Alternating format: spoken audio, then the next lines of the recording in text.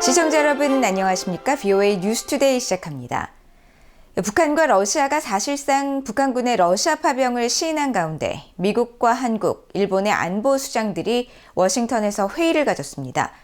미한일 3국 안보수장들은 북한군의 러시아 파병에 깊은 우려를 표하면서 북러 무기 거래 등 군사협력 심화를 규탄하고 즉각 중단할 것을 촉구했습니다. 조상진 기자가 보도합니다. 미국의 제이크 설리번 백악관 국가안보보좌관과 한국의 신원식 국가안보실장, 일본의 아키바 다케오 국가안전보장국장이 25일 워싱턴 DC에서 회의를 열었습니다. 백악관은 이날 보도자료를 통해 3국 안보수장들은 우크라이나 전장에서 투입될 가능성이 있는 북한군의 러시아 파견에 대해 심각한 우려를 표했다고 밝혔습니다. 이어 이번 북한군 러시아 파병은 유엔 안보리 결의를 직접 위반하는 무기 및 탄도미사일 이전 등 북러 간 군사협력 심화를 보여주는 일련의 우려스러운 징후 중 가장 최근의 일이라고 지적하고 러시아의 잔혹하고 불법적인 전쟁에 안보적 함의를 유럽을 넘어 인도태평양 지역으로 확대하는 것에만 기여하는 이런 행동을 중단할 것을 북한과 러시아에 촉구했다고 밝혔습니다. 3국 안보수장들은 또 이번 회의에서 북한의 불법적인 무기 이전과 악의적 사이버 활동, 불법 대량 살상 무기 WMD 등 탄도미사일 관련 프로그램에 자금을 조달하기 위한 해외 노동자 파견을 규탄하고 이에 대응하기 위한 3국 간 노력을 지속하기로 합의했습니다. 또 3국 미사일 경보정보 공유 메커니즘 가동과 최초의 다영역 3자 연합훈련인 프리덤 엣지 출범 등 지난 1년간 3자 간 협력 증진 성과에 대해서도 환영의 뜻을 나타냈다고 밝혔습니다. 존 커비 백악관 국가안보소통보좌관은 이날 온라인 브리핑에서 3국 안보수장들이 공통도전에 대응하기 위한 협력 의지를 이번 회의를 통해 거듭 확인했다고 설명했습니다. The three national security advisors reaffirmed their commitment to address common regional and global challenges and to promote security and prosperity in the Indo-Pacific region and beyond. 한편 제이크 설리번 보좌관은 이번 회의를 계기로 한일 안보수장들과 각각 양자회담을 갖고 양국 안보 현안과 북한 문제를 집중 논의했습니다. 설리번 보좌관과 신원식 한국 국가안보실장은 24일 회담을 통해 북한의 지속적인 러시아 전쟁 지원과 탄도미사일 이전, 병력 파견을 가장 강력한 용어로 규탄했다고 백악관은 전했습니다. 또 최근 북한이 한국을 적대국으로 규정하고 남북 연결 도로 등을 폭파하는 등 우려스러운 조치를 취한 것을 지적하면서 이에 맞선 강력한 연합 방위태세 유지와 한국에 대한 미국의 철통 같은 방위 공약을 재확인했다고 밝혔습니다. 설리번 보좌관은 25일에는 아키바 다케오 일본 국가안전보장국장과 회담을 갖고 북한의 테러 병력 파견에 대해 심각한 우려를 표명했다고 백악관은 밝혔습니다. 이런 가운데 커비 보좌관은 이날 브리핑에서 북한군 추가 파병에 대한 정보가 있느냐는 질문에 당초 발표한 북한군 파병 숫자보다 더 많을 가능성에 대해 조사 중이라고 밝혔습니다. The other day I said it was about 3,000. We believe that it's possible and we're looking into reports that the number could be north of that. That said, we believe that it is certainly possible. And I just go so far as to say perhaps even likely that at least some of these North Korean troops could be deployed to the Kursk area. But in what capacity, for what purpose, that still remains unclear. 커비 보좌관은 그러면서 미국 정부는 현재 상황에 대해 동맹 및 파트너와 적극 논의 중이며 적절한 다음 조치가 무엇인지에 대해 조만간 더 많은 소식을 듣게 될 것이라고 예고했습니다. VOA 뉴스 조상진입니다. 북한의 러시아 파병과 관련해 유엔 안전보장이사회 회의 소집을 요청하는 서한을 안보리와 안토니오 구테르스 유엔 사무총장에게 보냈다고 유엔 주재 우크라이나 대표부가 밝혔습니다. 유엔 주재 우크라이나 대표부는 25일 VOA에 유엔 안보리 의사 규칙에 따라 안보리 추가 회의가 소집되려면 유엔 안보리 이사국 혹은 사무총장의 요청이 있어야 한다며 이같이 답했습니다. 현재 유엔 안보리 이사국은 미국과 영국, 프랑스, 중국, 러시아 등의 5개 상임이사국과 한국, 일본, 스위스, 슬로베니아, 기아나, 시에라리온, 알제리, 에콰도르, 몰타, 모잠비크 등 10개 비상임이사국으로 이루어졌습니다. 미국 등에 정착한 탈북민들이 러시아에 파견된 북한군 병사들이 그동안 굶주림에 시달리다가 결국 총알바지가 될 것이라며 안타까워했습니다. 2014년 탈북해 미국 시카고에 정착한 김마태 씨는 자신의 의지와 무관하게 파병된 북한 군인들의 이야기를 듣고 총알바지로 자식을 보내는 부모의 마음은 찢어졌을 것이라면서 그래도 군인들은 자신들의 앞날을 모른 채 하루 3끼는 먹을 수 있을 것이라는 희망을 갖고 러시아로 갔을 것이라고 말했습니다. 2016년 미국에 정착한 탈북민 이현승 글로벌 피스 재단 연구원도 북한에서 군복무 경험이 있는 사람으로서 북한은 특수부대라고 해도 장비와 에너지 부족으로 정례 훈련이나 특수훈련을 하지 못한다며 장비와 훈련에 익숙하지 않은 북한 군인들이 전투에 나서면 많은 사상자가 발생할 수 있다고 우려했습니다. 한국에 거주하는 탈북 청년 김일혁 씨는 자유민주국가에서는 파병 후 전사하면 그 처우를 받지만 러시아에 파병된 북한 군인들은 전사하면 그것으로 끝이라며 이번 파병은 북한 정권이 북한군과 주민을 파리 목숨처럼 본다는 것을 다시 일깨워준다고 말했습니다. 미국 국방정보국이 북한의 추가 핵실험 가능성과 관련한 보고서를 공개했습니다. 북한은 성능 검증을 위해 추가로 핵실험을 감행할 수 있다고 평가한 건데 북한의 핵무기 정책이 억제 중심에서 벗어나고 있다고도 분석했습니다. 이조은 기자입니다. 미국 국방부 산하 국방정보국 DIA가 최근 공개한 보고서입니다.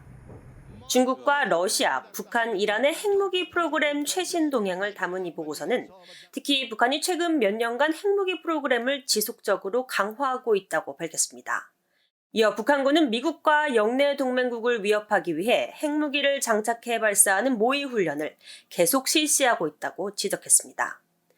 또 북한은 플루토늄과 고농축 우라늄 생산 능력을 입증했으며 핵무기 프로그램을 지원하기 위해 이런 물질의 비축량을 계속 늘리고 있다고 밝혔습니다.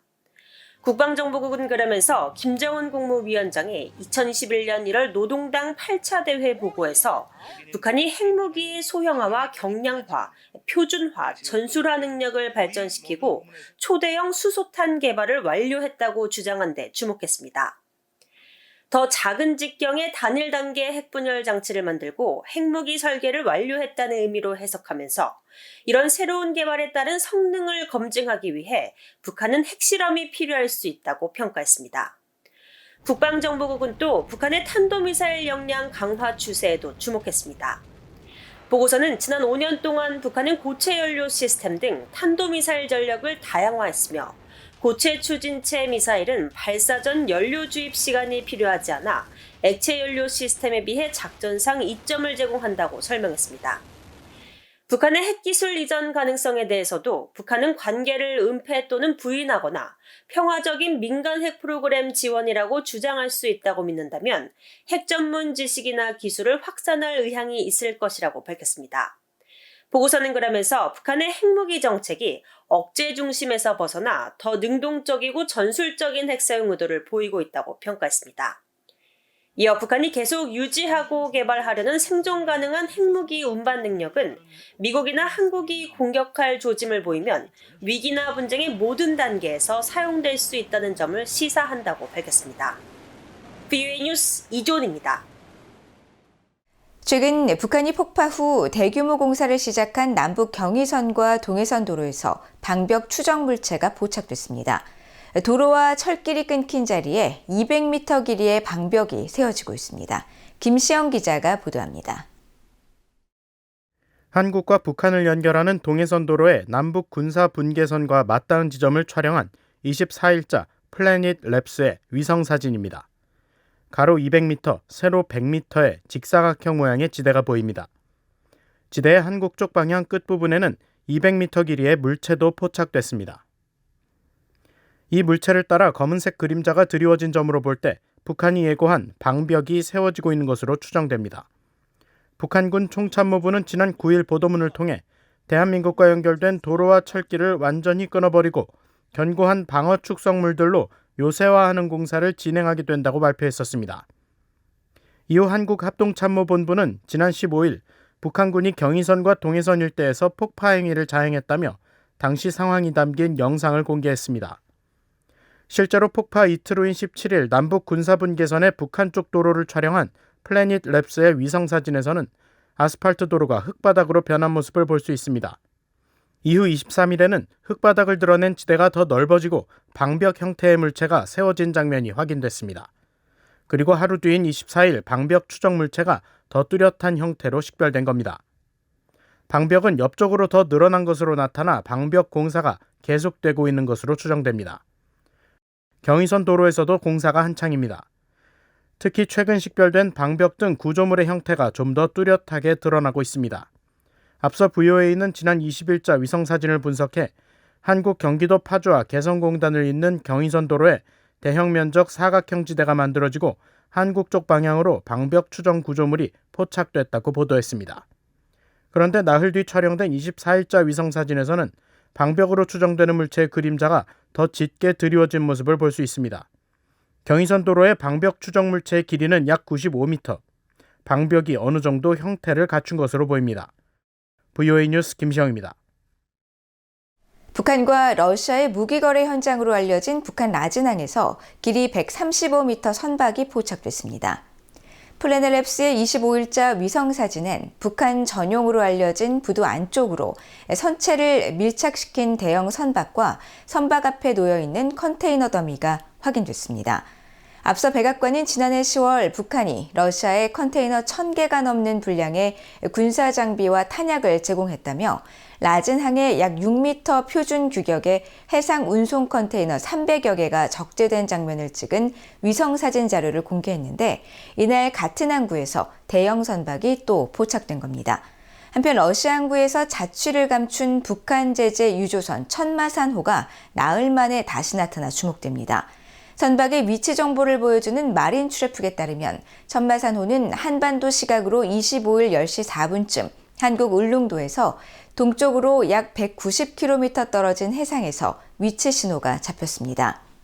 이후 남쪽 방향으로 이동해 26일 새벽 5시 현재 일본 오키 제도에서 북쪽으로 약 60km 떨어진 지점을 지나고 있습니다. 앞서 BOA는 천마산호가 20일 러시아 극동 지역의 보스토치니항에 도착한 뒤 자취를 감췄다고 보도했으며 천마산호가 사라진 지점이 보스토치니항의 유류 선적 부두에서 약 800m 떨어진 곳이라는 점과 천마산호가 유조선이라는 점에서 유류 선적을 위해 러시아 항구를 간 것이라는 분석이 나왔습니다.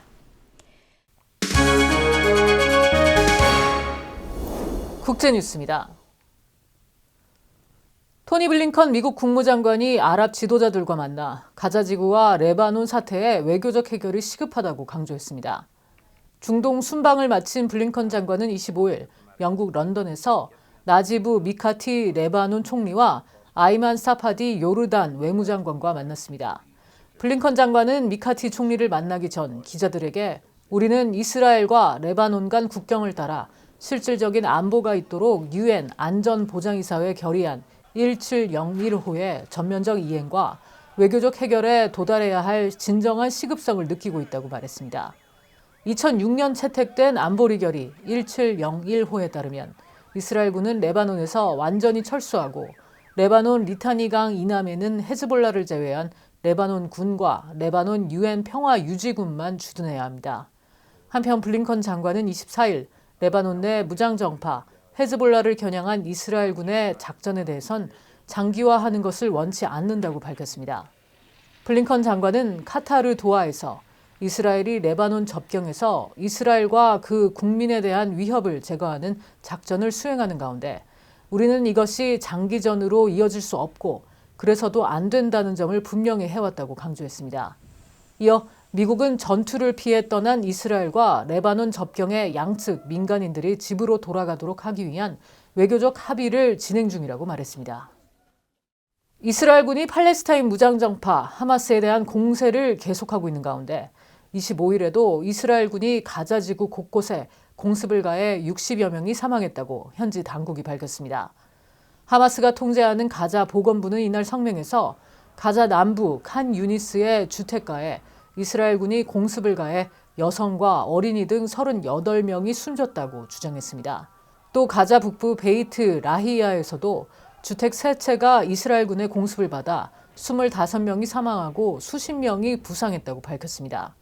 이에 대해 이스라엘군은 공중과 지상에서의 공격으로 팔레스타인 무장대원 여러 명을 사살하고 테러 기반 시설을 파괴했다고 주장했습니다.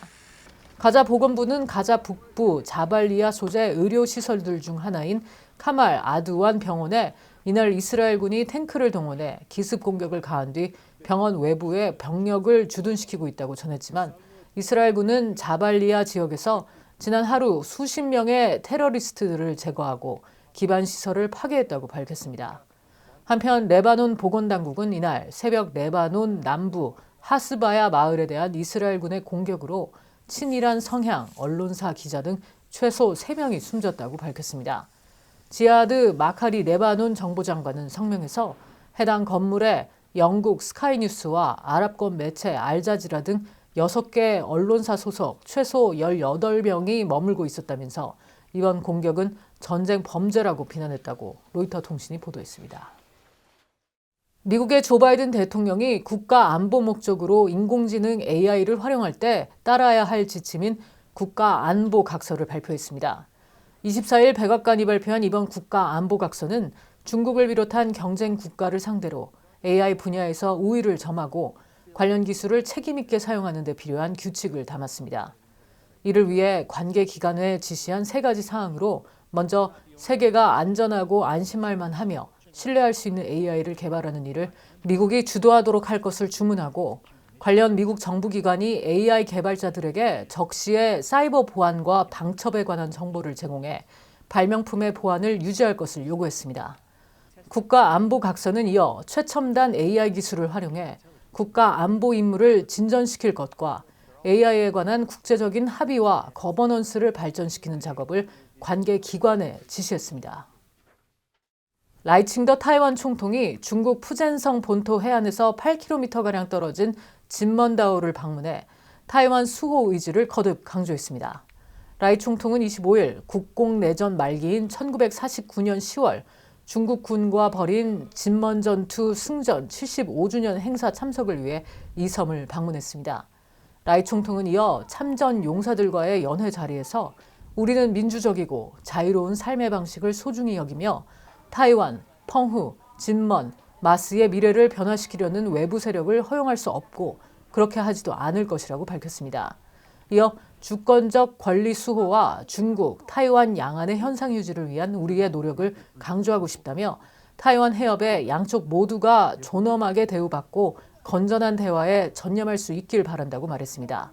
또 타이완은 민주적이고 자유로운 생활 방식을 대대로 유지해 나갈 것이라면서 우리는 민주주의와 자유 그리고 우리의 국가를 지키기 위해 굳건히 단결할 것이라고 강조했습니다. 지금까지 국제뉴스였습니다. 이상으로 BOA 뉴스투데이를 모두 마칩니다. 시청해주신 여러분 고맙습니다.